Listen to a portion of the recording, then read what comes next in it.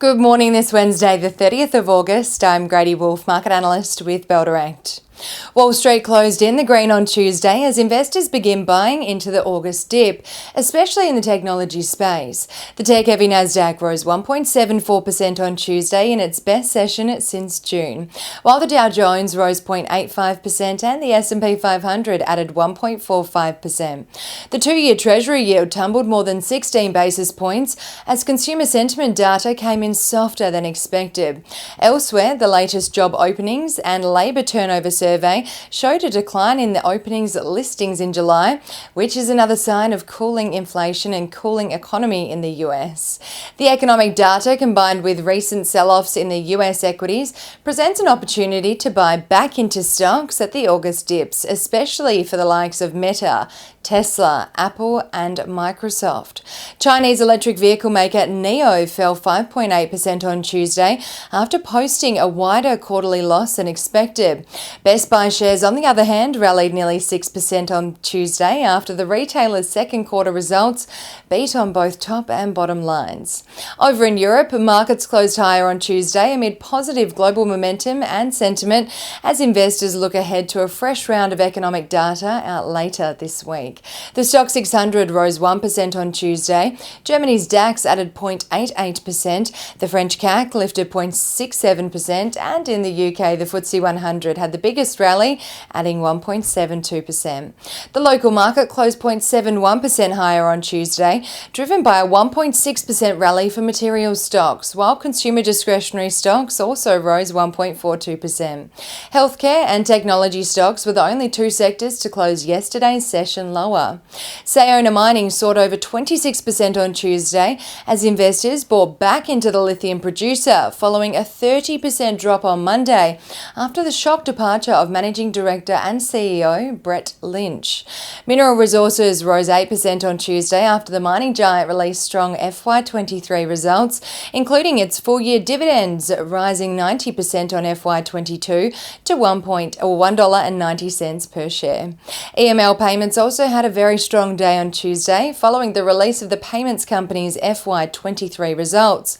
Despite the company reporting a net loss of $248.8 million, revenue rose 9% to a record $254.2 million, which was above the company's guidance range. Fintech stocks also rose on Tuesday, possibly in the wake of Zipco releasing FY23 results, including record transaction volumes and revenue for the year to June 30, 2023, as consumers opt for installment payment options in the higher cost of living environment. Now, we are nearing the end of reporting season, and as of yesterday, 272 companies have reported, with 89 beating expectations, 103 falling in line with expectations, and 80 missing expectations. 38 companies have been upgraded by brokers and 36 have been downgraded. Some of the key trends we have seen this reporting season include exposure to China is hurting outlook for companies operating in that region.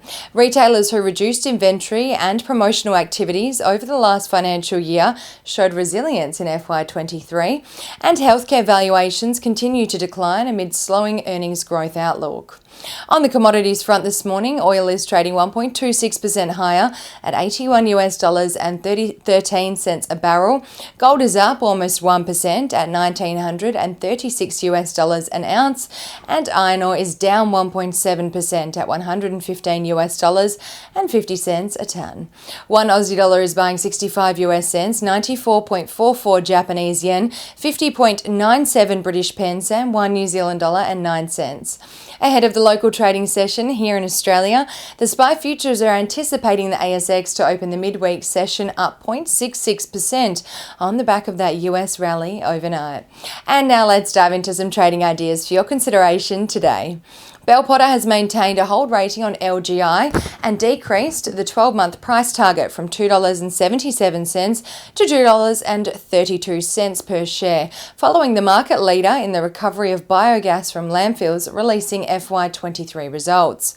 While the company reported FY23 results largely in line with Bell Potter estimates, if not slightly ahead, the hold rating is maintained and the price target slightly decreased based on commodity pricing updates and downward revisions to Bell Potter's forecast biogas volume growth. And Bell Potter has also maintained a buy rating on Lynas Rare Earths and increased the price target on the rare earths miner from $7.80 to $8.50 following the release of the company's FY23 results, which saw the business deliver NPAT of $310 million, which exceeded Bell Potter's expectations of $292 million. Even though Lynas faced production issues in Q1 and the NdPr prices were weaker.